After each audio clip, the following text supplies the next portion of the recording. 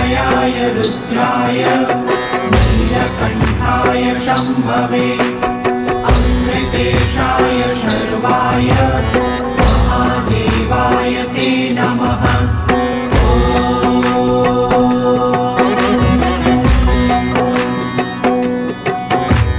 मृत्युञ्जयाय रुद्राय नीलकण्ठाय शम्भवे अमृतेशाय शर्वाय महादेवाय ते नमः।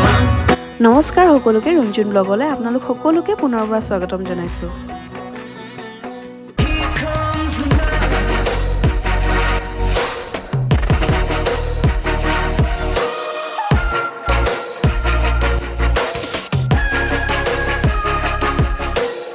নমস্কাৰ সকলোকে সুপ্ৰভাত। এতিয়া মই উপস্থিত আছোঁ শ্ৰী শ্ৰী কেদাৰনাথ ধামত আৰু এতিয়া সময় আছে ৰাতিপুৱা 7:30 বাজিছে। আজি দৰ্শন কৰা নহ'ল কাৰণ যিহেতু দৰ্শন কৰিবলৈ 2টা বজাতে উঠিব লাগিব, ৰাতিপুৱা 2টা বজাৰ পৰা লাইন লাগি যায়। সেইকাৰণে ভাবিলোঁ আৰু এটা দিন ৰখি দিওঁ, আজি ৰাতি 2টামান বজাৰ পৰাই লাইন লাগি যাম। এতিয়া এনেই ৰাতিপুৱা পৰিৱেশটো চাওকচোন, বৰ ধুনীয়া লাগিছে, স্বৰ্গপুৰী। मृत्युञ्जयाय रुद्राय नीलकण्ठाय शम्भवे अमृतेशाय। ৰাতিপুৱা 2টা বজাৰ পৰাই মানুহৰ লাইন লাগি যায়।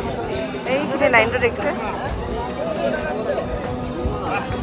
ৰাতিপুৱা 2টা বজাৰ পৰাই লাইন লাগি যায় আৰু গেট খোলে 5টা বজাত। আৰু এইটো লাইনটো চাওক, ইমান যে দীঘলীয়া লাইন। আৰু ৰাতিপুৱা দিনৰ 12টা বজালৈকেহে মানে দৰ্শন কৰিব পাৰে, 12টা বজাৰ পিছত মানে দৰ্শন কৰিবলৈ দিয়া নহয়। আৰু এই ব্ৰহ্মডাঙৰ শিলটো দেখিছেনে ৰাইজ? এই শিলটোৰ নাম হৈছে ভীমশিলা। 2013 চনত কেদাৰনাথত বহুত ডাঙৰ বানপানী হৈছিল। তেতিয়া এই শিলটো ক'ৰবাৰ পৰা বাগৰি বাগৰি আহিছিল আৰু মন্দিৰটো ৰক্ষা কৰিছিলহি। এই যাদুকৰী শিলটোৱে মন্দিৰলৈ অহা পানীখিনি দুভাগ কৰি পেলাইছিল আৰু মন্দিৰৰ ভিতৰত নিজৰ প্ৰাণ বচাবৰ কাৰণে সোমোৱা মানুহখিনিকো ৰক্ষা কৰিছিল। আমাৰ তাত আবেলি 4টা-5টাতে আন্ধাৰ হৈ যায় নহয় জানো, কিন্তু ইয়াতে এতিয়া বৰ্তমান 6টা বাজিছে আৰু পৰিৱেশটো চাওক, এতিয়াও ইমান পোহৰ। ইয়াত 7টা বজাৰ পিছতহে আন্ধাৰ হৈ আহে, 7টা বজালৈকে ইয়াত বেলি ওলাই থাকে। ইয়াত খাই আছোঁ ভাত, কেদাৰনাথ ধামত ভাত খাই আছোঁ। বহুত দিনৰ পিছত 3-4 দিনমানৰ পিছত চাগে ভাত খাইছোঁ। ভাত, চব্জি, ৰাজমাহ, ইমান ভাল লাগিছে খাই। আমাৰ অসমীয়া মানুহৰ কাৰণে ভাতটো যে সঁচাকৈ বহুত মেইন হয়। যিমানে যি বস্তু নাখাওঁ কিয় ভাতটো খালে মানে আৰু একো নালাগে। ৰাতি 2টা বাজিছে আৰু এতিয়া আমি লাইন পাতি আছোঁহি। লাইনটো চাওক, আৰু গেটখন 5টামান বজাত খুলিবহে, গতিকে ৰাতি 2টা বজাতে লাইন পাতিলোঁ। ৰাতিপুৱা 7টা বজাতে উঠা আৰু এতিয়া বাজিছে ৰাতি 2টা। মানে দিনত এবাৰ হ'বলৈ ট্ৰাই কৰিছিলোঁ কিন্তু হ'ব নোৱাৰিলোঁ। নাজানো ইয়ালৈ অহাৰ পৰা কিবা টোপনি কিবোৰ নাইকিয়া হৈ গৈছে, নাজানো কিবা এটা এনাৰ্জি পাই আছোঁ, পজিটিভ এনাৰ্জি, টোপনি নাইকিয়া হৈ গৈছে। গেটখন খুলিলে আৰু এতিয়া সোমাই গৈ আছোঁ। ইয়াৰ পৰা মোবাইল ব্যৱহাৰ কৰা আৰু একেবাৰে নিষেধ।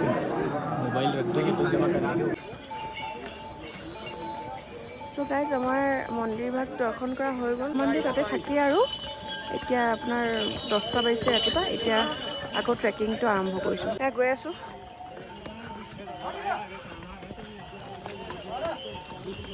আপোনালোকক ক'লে বিশ্বাস নকৰিব যে মই এতিয়ালৈকে নোহোৱা কমেও 30 ঘণ্টামান হৈ গ'ল।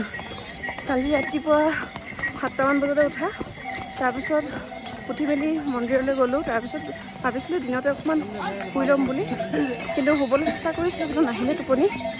তাৰপিছত ৰাতিও নাহিলে। হেল্ল' এভৰিৱান, এতিয়া ইয়াত বৰষুণ দিছে, ৰেইনকোটটো পিন্ধি ল'লোঁ আৰু মজা লাগিছে আহি পেলাই। যোৱাত মানে আহোঁতে বেছি কষ্ট হয়, কিন্তু যাওঁতে একেবাৰে কষ্ট নাই, একদম দৌৰি যাব পাৰে আৰু সোনকালেও পায়। আৰু ইয়াৰ পিছতে মোৰ মোবাইলটো ছুইচ অফ হৈ থাকিলে, সেইটো কাৰণে ভিডিঅ' কৰি দেখুৱাব নোৱাৰিলোঁ। গৌৰীকুণ্ড পালোগৈ আবেলি 5টামান বজাত আৰু লগালগ ঋষিকেশলৈ বুলি যাত্ৰা আৰম্ভ কৰিলোঁ। আৰু এইখিনিতে মোৰ কেদাৰনাথ ধাম যাত্ৰা অন্ত পৰিল। কেদাৰনাথ ধাম যাত্ৰাৰ যিটো অনুভৱ, সেইটো মই কেতিয়াও ভাষাৰে বুজাব নোৱাৰোঁ, শব্দৰে প্ৰকাশ কৰিব নোৱাৰোঁ।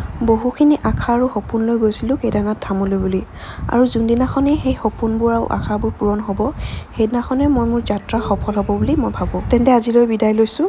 আগলৈও ভিডিঅ' দি থাকিম, সকলোৱে যাতে মোৰ চেনেলটো ছাবস্ক্ৰাইব কৰি দিয়ে।